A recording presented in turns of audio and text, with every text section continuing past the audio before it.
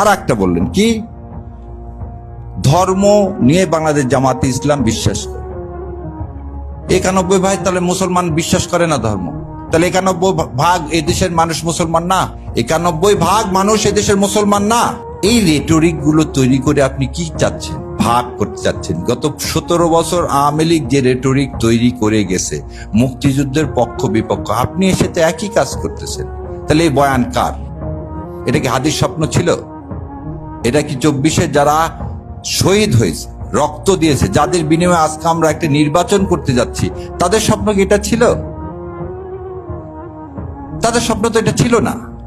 তাহলে এই স্বপ্নকে সত্য করতে গেলে আপনাকে কি করতে হবে? আরো একটা জিনিস দেখেন, মানে এই কথাগুলো বলি যে ওই ভাই চলে গেলেন, উনি বলে গেলেন না দুইটা কথা।